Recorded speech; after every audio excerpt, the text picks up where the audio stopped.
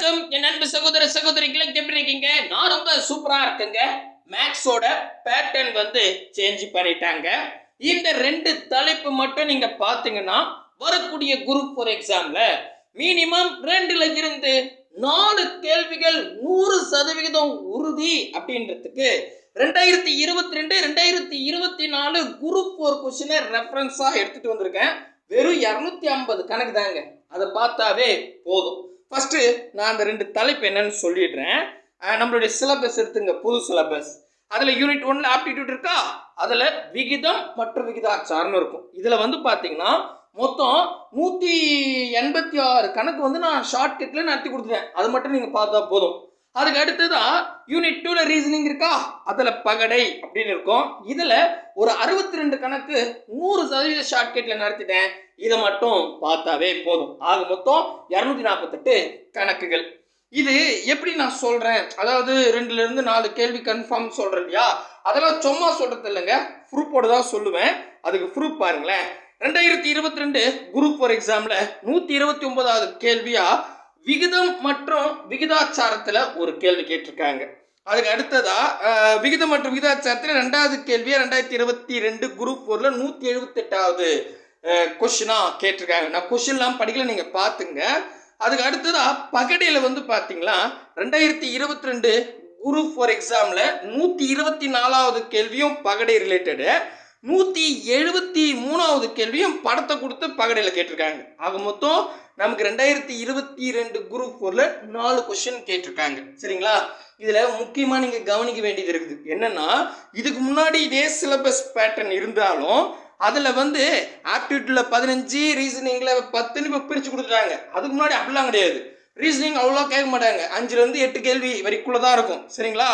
அப்படி இருக்கும் போதே புரியுதுங்களா, ரீசனிங்கில் 5லேருந்து 8 தான் இருக்கும், அதுக்கு மேலாம் போகாது. 8 அதிகம், ஒரு 5 கேள்வி தான் கேட்பாங்க இதுக்கு முன்னாடிலாம். சரிங்களா?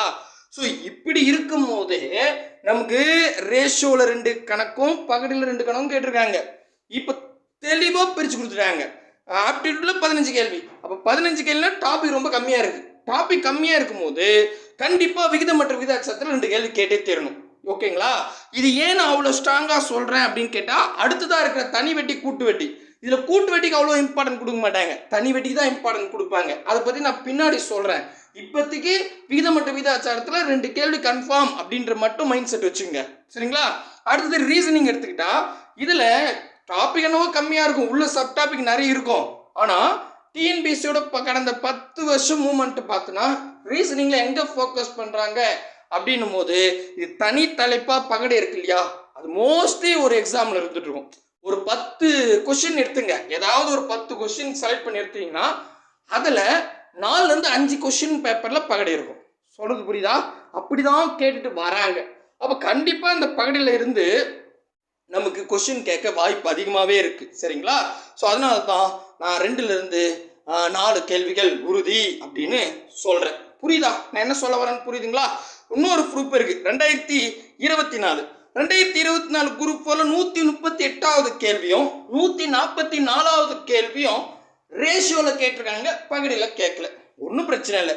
ஸோ அப்போ நமக்கு தெளிவாக தெரிஞ்சிருச்சு இந்த 2 தலைப்பு படித்தா 2லேருந்து 4 கேள்வின்னு. ஓகேங்களா? இதில் நான் என்ன பண்ணியிருக்கேன், ஒரு 250 கணக்குகள் வந்து ஒருங்கிணைச்சு உங்களுக்கு பிடிஎஃபாகவே கொடுத்துட்டேன். இது மட்டும் இல்லாமல் இதுக்கு 100% ஷார்ட்கட்டில் நடத்தி கொடுத்துருக்கேன். அதுவும் நான் டாபிக் வைஸாக பிரித்து நடத்தி கொடுத்துருக்கேன். இந்த பிடிஎஃப் எப்படி டவுன்லோட் பண்ணுறது, கொஸ்டின் வித் ஆன்சர் இருக்குங்க. சரிங்களா? இந்த பிடிஎஃப் எப்படி டவுன்லோட் பண்ணுறது, இதற்கான ஷார்ட்கட் வீடியோ எங்கே போய் பார்க்கணும் அப்படின்னு தெரிஞ்சுக்கணுன்னா இந்த வீடியோவை கொஞ்சம் கூட ஸ்கிப் பண்ணாமல் ஃபுல் வீடியோ பாருங்கள். முக்கியமாக நம்ம சேனலுக்கு நீங்கள் புதுசாக இருந்தால் சப்ஸ்கிரைபிள் பண்ணி வச்சுங்க. கூடவே பக்கத்தில் இருக்கிற பெல் ஐக்கானை ப்ரெஸ் பண்ணி ஆல்னு இருக்கும், அதை செலக்ட் பண்ணிட்டீங்கன்னா நம்ம போடுற வீடியோ கூட நோட்டிஃபிகேஷனாக வரும். இந்த வீடியோ பிடிச்சிருந்தா லைக் பண்ணுங்கள், உங்கள் ஃப்ரெண்ட்ஸுக்கு ஷேர் பண்ணி விட்டுருங்க. கீழே டிஸ்கிரிப்ஷனில் டெலகிராம் குரூப்புக்கு 2 லிங்க்கும், வாட்ஸ்அப் சேனலுக்கு ஒரு லிங்க் இருக்கும். ஏதாவது ஒரு குரூப்பில் ஜாயின் ஆகிடுங்க. நம்மளோட டெஸ்ட்டு இந்த மாதிரி நோட்ஸ் எல்லாம் அதில் தான் ஷேர் பண்ணிவிட்டு வந்துட்டுருக்கோம். சூப்பர். இப்போது நம்மளுடைய சிலபஸில் ஜிகேவில் நிறைய சேஞ்சஸ் பண்ணியிருக்காங்க, பேட்டர்னு. சரிங்களா? சிலபஸோட கண்டென்ட்டை நான் பேசலை, பேட்டர்னை நிறைய சேஞ்ச் பண்ணியிருக்காங்க. அதில் மேக்ஸில் வந்து பார்த்தீங்கன்னா நமக்கு இதுக்கு முன்னாடி என்ன தலைப்பு இருந்துச்சோ அதே தான் இருக்கு. ஆனால் ஆப்டிடியூடில் 15 தான் கேட்போம், ரீசனிங்கில் 10 தான் கேட்போம் அப்படின்னு தனித்தனியாக பிரித்து கொடுத்துட்டாங்க. கரெக்டா? இது ஒரு நல்ல பாயிண்ட். ஏன்னா ஆப்டிடியூடு வந்து கிட்டத்தட்ட 90% புக்கில் இருக்குது. ஓகேங்களா? 90% மேலே இருக்குது புக்கில். ஆனால் ரீசனிங் பொறுத்த வரைக்கும் 10% தான் புக்கில் இருக்குது. சரிங்களா?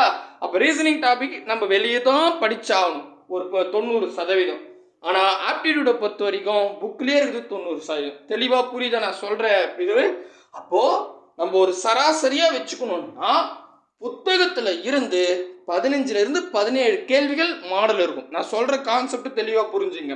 மாடல் இருக்கும், புக்லேயே இருக்கும் அந்த சம்மு, அதில் மதிப்பு மட்டும் மாற்றி கேட்பாங்க. ஸோ அந்த மாதிரி கண்டிப்பாக 15 17 கேள்விகள் கேரண்டாக கேட்பாங்க. மீதி இருக்கிற இந்த 12 இருந்து 10 மாற்றி சொல்லிட்டேன், சாரி 7 10 கேள்விகள் தான் வந்து பார்த்தீங்கன்னா வெளியே போகும் அப்படின்னு சொல்கிறேன். ஓகேங்களா? தெளிவாக புரியுதுங்களா? சூப்பர். அப்போது நம்ம பர்ஃபெக்டாக அனலைஸ் பண்ணும்போது இந்த விகிதம் மற்றும் விகிதாச்சாரம் வந்து பார்த்தீங்கன்னா 6th புக்லேயும் 7th புக்லேயும் இருக்குதுங்க. சரிங்களா? 6th 7thலேயே நமக்கு வந்து ஒரு 80% இருக்குது, ஒரு 20% தான் வெளியே படிக்கிற மாதிரி இருக்குது. அதனால் நான் என்ன பண்ணிட்டேன், டைப் வைஸாக நான் என்ன பண்ணியிருக்கேன், ரேஷியோவில் உங்களுக்கு நோட்ஸ் எடுத்து கொடுத்துட்டேன். கொஷின்ஸ் புது புக்கு ப்ரீவியஸ் இயர் கொஷினை தான் கொடுத்துருக்கேன். இதை மட்டும் நீங்கள் பார்த்தாவே போதும். நான் சொல்கிறது உங்களுக்கு புரியுன்னு நம்புகிறேன். ஸோ ரேஷியோ டாபிக் பொறுத்த வரைக்கும் நான் மொத்தமாக 186 கணக்கில் லிஸ்ட் பண்ணி கொடுத்துருக்கேன். இதை மட்டும் நீங்கள் பாருங்கள், ஒன்று டைரெக்டாக கேட்பாங்க, இல்லைன்னா அதில் இருக்கிற மதிப்பை மட்டும் மாற்றி கேட்பாங்க.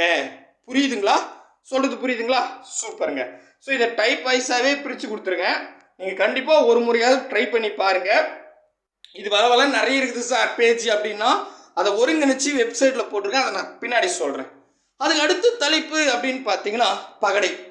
பகடை பொறுத்த வரைக்கும் படத்தை கொடுத்துட்டு ஒரு 2 பகடை 3 பகடை 4 பகடை கொடுத்துட்டு அதுக்கு ஆப்போசிட் என்ன நம்பர் அப்படின்னு கேட்பாங்க. ஒரு குறிப்பிட்ட நம்பர் சொல்லிட்டு, ஃபார் எக்ஸாம்பிள் 3க்கு என்ன ஆப்போசிட்டு அப்படின்ற மாதிரி கேட்பாங்க. இன்னொன்று நிகழ்த்தகவை பேஸ் பண்ணி கேட்பாங்க. நிகழ்த்தகவை பேஸ் பண்ணி 9th நியூ புக்லேயும் 10th நியூ அண்ட் ஓல்டு புக்லேயும் இருக்குதுங்க. சரிங்களா? ஆனால் படத்தை பேஸ் பண்ணி புக்கில் எங்கேயுமே கிடையாது. இப்போ கூட 2022 குரூப் 4 எக்ஸாமில் வந்து பார்த்தீங்கன்னா படத்தை பேஸ் பண்ணி தான் கொஷின் கேட்டிருந்தாங்க. கரெக்டுங்களா? அதே மாதிரி நிகழ்த்தகவை பேஸ் பண்ணியும் கேட்டுட்டு வராங்க. அப்போ நான் என்ன பண்ணிட்டேன், ரெண்டுத்தையும் ஒரு சேர உங்களுக்கு ஒருங்கிணைச்சு 62 கணக்கு போதும். உண்மையாக சொல்கிறேன், போதும். அது இந்த குரூப் 4க்கு மட்டும் இல்லை, டிஎன்பிசியில் எந்த எக்ஸாமாக இருந்தாலும் பகடைக்கு நான் கொடுக்குற கொஷினை மட்டும் நீங்கள் பார்த்துட்டு போங்க, டைரக்ட் கொஷின் கன்ஃபார்ம் அப்படின்னு சொல்லிடலாம். சரிங்களா? இப்போ இங்கே பாருங்களேன், நான் அது ஒன்றா காமிக்கிறேன், அந்த பகடையை நான் எப்படி பிரித்து கொடுத்துருக்கேன்னு. ஸோ இதை கொஞ்சம் வேகமாக மூவ் பண்ணிடுறேன். இதெல்லாம் எல்லா 57 பக்கத்துக்கு கொடுத்து வச்சுருங்க. கொஷினும் கொடுத்துட்டேன், ஏன்னா கொஷின் தான் ரொம்ப முக்கியம். ஆன்சர் நீங்கள் போட்டுருவீங்க, கொஷின் தான் நமக்கு தெரியணும் இல்லையா? அதுக்காக இங்கே பாருங்கள், பகடைன்னு எடுத்துக்கிட்டா 2024 குரூப் 4ல் 2 பகடை பேஸ் பண்ணி கேட்டிருக்காங்க. அதுக்கு ரிலேட்டடாக 2 பகடை 3 பகடை 4 பகடை வச்சு எப்படி போடணும் அப்படின்னு தெளிவாக பிரித்து கொடுத்துருக்கேன். இதில் ஓப்பன் டைப்புன்னு கொடுத்துருக்கேன். ஓப்பன் டைப் வந்து பார்த்தீங்கன்னா மோஸ்ட்லி இல்லை டிஎன்பிசியில் அவ்வளோவா, ஆனால் லேட்டஸ்ட்டாக கேட்க ஆரம்பிக்கிறாங்க அப்படின்னும் போது நம்ம எக்ஸாமில் இந்த மாதிரி ஓப்பன் பண்ணி கேட்டாங்கன்னா, ஸோ அதுக்கும் நான் வந்து என்ன பண்ணியிருக்கேன், போதுமான அளவு நடத்தி கொடுத்தாச்சு. இதுக்கப்புறம் இல்லை போதும்னே சொல்லிடலாம், அந்த அளவுக்கு எடுத்து கொடுத்துட்டேன். மொத்தம் 23 கணக்கு படத்தை பேஸ் பண்ணி, மீதி இருக்கிறது தான் நிகழ்த்தகவை பேஸ் பண்ணி நடத்திருக்கேன். சரிங்களா? ஜஸ்ட் நான் என்னென்ன பண்ணியிருக்கேன்னு தாங்க சொல்கிறேன். ஓகேங்களா? புரியுதுங்களா? ரைட்டுங்க. நான் இப்போ என்ன பண்ணிடுறேன், லாஸ்ட் பேஜுக்கு வந்துடுறேன். இதுக்கு இப்போ நான் ஃபுல்லாக கொடுத்துட்டேன் இல்லையா, கிட்டத்தட்ட 250 கணக்கு. இந்த 250 கணக்கையும் உங்களுக்கு என்ன பண்ணியிருக்கேன் அப்படின்னு கேட்டால் அழகாக டைப் வைஸாக பிரித்து கொடுத்துருக்கேன். அது எங்கே சார் இருக்குது அப்படின்னு கேட்டிங்கன்னா, ஒன்று கீழே டிஸ்கிரிப்ஷனில் ஷார்ட்கட் வீடியோ அப்படின்னு சொல்லிட்டு ஒரு லிங்க் இருக்கும், அதை டச் பண்ணி நீங்கள் போயிடலாம். ஓகேங்களா? இல்லை இங்கே பிடிஎஃப்ல எண்டில் இருக்குது பாருங்கள் ஷார்ட்கட் வீடியோன்னு, அதை டச் பண்ணுங்கள். ஜஸ்ட்டு அந்த லிங்க்கை கை வைங்க. எந்தில் ஓப்பன் கேட்கும், சில இதுவில் ஓப்பன் கேட்காது, அப்படியே ஓப்பன் ஆகிடும், கண்டிப்பாக ஓப்பன் ஆகும். சரிங்களா? ஸோ அதை இது பண்ணிட்டோம்னே இது நம்ம வெப்சைட்டில் போய்டும். இதில் தான் நம்ம சிலபஸில் இருக்கிற எல்லா கணக்குமே நான் ஒரு சேர ஒருங்கிணைக்க போகிறேன். அது முக்கியமான இந்த லிங்க்கை நீங்கள் புக் மார்க் பண்ணி வச்சுங்க. இதில் இப்போ கரண்ட்டில் வந்து பார்த்தீங்கன்னா பகடையா. ஸோ இந்த பகடையில் வந்து பார்த்தீங்கன்னா டைப் 1, அதாவது படத்தை பேஸ் பண்ணி அதுக்கு மட்டும் 3 லிங்காக பிரித்து கொடுத்துருக்கேன். அதுக்கு அடுத்தது நிகழ்த்தகவை பேஸ் பண்ணி அதுக்கு மட்டும் 5 டைப்பாக பிரித்து கொடுத்துருக்கேன். இது எப்படி ஓப்பன் பண்ணணும்னு சொல்கிறேன். அதுக்கப்புறம் விகிதம் மற்றும் விகிதாச்சாரம், அதுக்கப்புறம் நேர் மற்றும் எதிர் விகிதங்கள் ஃபுல்லாக பாருங்கள் கம்ப்ளீட்டாக கொடுத்துட்டாச்சு. இதை தான் நீங்கள் பார்க்கணும். சரிங்களா? ஆல்ரெடி நான் நடத்திருந்தால இதை இப்போ தான் நீங்கள் புதுசாக பார்க்குறீங்கன்னா டெய்லியும் ஒவ்வொரு கிளாஸாக பார்த்துட்டு வந்துடுங்க. அது எப்படி சார் பார்க்குறது அப்படின்னு கேட்குறீங்களா? ரொம்ப சிம்பிளுங்க. இப்போ நான் என்ன பண்ணிடுறேன், இங்கே பாருங்களேன், பகடை அப்படின்னு இருக்கா, 1லேருந்து 7. எப்போவுமே ஒரு விஷயத்தை ஞாபகம் வச்சுங்க, ஒரு ஆர்டராக வாங்க. இப்போ பகடைன்னு எடுக்கிறீங்கன்னா நானே ஆர்டர் பண்ணி கொடுத்துருக்கேன். ஃபஸ்ட்லேருந்து வாங்க, நடுவுலேருந்து வந்தீங்கன்னா புரியாது. சரிங்களா? நான் ஒரு ஆர்டராக சொல்லி கொடுத்துருப்பேன், அதுக்கு தகுந்த மாதிரி தான் ஒருங்கிணைச்சிருப்பேன். ஸோ அதனால் ஃபஸ்ட்டு கிளாஸ்லேருந்து ஃபாலோ பண்ணிட்டு வாங்க. ஓகேவா? அது என்ன தலைப்பு எடுத்தாலும் பரவாயில்ல. ரைட்டு. இப்போ பாருங்கள் பகடையா, அதுக்கு ஃபஸ்ட்டு வீடியோ இருக்கும். நீங்கள் வீடியோ பார்க்காதீங்க, கீழே வந்துடுங்க. இதில் நான் மேலே என்ன வீடியோவில் என்ன கிளாஸ் எடுத்துருக்கணும் அந்த கொஷினை அப்படியே நான் கொடுத்துருப்பேன். சரிங்களா? மொத்தம் 7 கணக்கு நடத்தியிருக்கேன். 7 கணக்கு இங்கே இருக்குது. எனக்கு இதெல்லாம் ரொம்ப ஈஸியாக தெரியும்னா நீங்கள் அடுத்த கிளாஸ் போயிடுங்க. இல்லை எனக்கு தெரியணும் அப்படின்னா இந்த கணக்கெல்லாம் பார்த்துட்டிங்களா, இப்போ அப்படியே மேலே வந்து இங்கே பாருங்கள், மேலே முதல்ல வீடியோ லிங்க் இருக்கும். ஜஸ்ட்டு இது அங்கே ப்ளே பட்டன் யூடியூப் லிங்க் தான் கொடுத்துருக்கேன், வேறு ஒன்றும் இல்லை. ஸோ இதை நீங்கள் கிளிக் பண்ணால் இங்கேயே ப்ளே ஆகும். சரிங்களா? நீங்கள் எங்கேயுமே போய் தேடி அலைய வேண்டிய அவசியமே இல்லை. ஒரு டைப்னா அந்த டைப்புக்கான கொஷின் கீழே இருக்கும், மேலேயே வீடியோ இருக்கும், அதை நீங்கள் ப்ளே பண்ணி பார்த்துக்கலாம். அவ்வளோதாங்க, ஈஸி. புரியுதுங்களா? ஸோ இப்படி தான் நம்ம எல்லாமே அப்டேட் பண்ணியிருக்கோம். 250 கணக்கும் கரெக்டாக சொன்னால் 248 கணக்கு. சரிங்களா? ஸோ இது ஃபுல்லாக கொடுத்துருக்கோம். நீங்கள் இதை பார்க்கறதுக்குள்ளேயே நாங்கள் என்ன பண்ணிவிடுவேன், அடுத்த ஒரு தலைப்பு முடிச்சிடுவேன். சரிங்களா? ஸோ அது வந்து நம்ம யூடியூப்பில் நடத்துவோம், அது ஒருங்கிணைச்சு இங்கே வைப்போம். புரியுதா? சூப்பருங்க. ஸோ நான் முதல்ல கணக்கு ஃபுல்லாகவே ஒருங்கிணைச்சு கொடுத்துட்டேன் 2 தலைப்புக்கு. ஓகேவா? பிடிஎஃபாக அதை டவுன்லோட் பண்ணி வச்சுக்கோங்க. முடிஞ்சால் அதை நீங்கள் எழுதுங்க. முதல்ல நோட்டில் எழுதிட்டாவே சிறப்பு.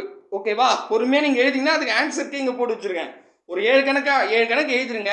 எழுதிட்டு அதுக்கான ஆன்சர் கீயை பாருங்கள், ஷார்ட்கட் வீடியோவை பார்த்துட்டு நாளைக்கு ஒரு 7 கணக்கு, அந்த மாதிரி ஒரு நாளைக்கு 10 கணக்கு எழுதுங்களேன். அப்படி சொல்கிறேன். அப்படின்னா கூட நம்ம ஈஸியாக 25 நாளில் 2 தலைப்பு முடிச்சிடலாம். புரியுதுங்களா? Super super. இப்போது இந்த பிடிஎஃப் எப்படி சார் டவுன்லோட் பண்ணுறது அப்படின்னு கேட்குறீங்களா? ஸோ கீழே டிஸ்கிரிப்ஷன் வந்தீங்கன்னா டெலிகிராம் குரூப்பான லிங்க்லாம் இருக்குன்னு சொன்னேன் இல்லையா, அப்படியே கீழே வாங்க.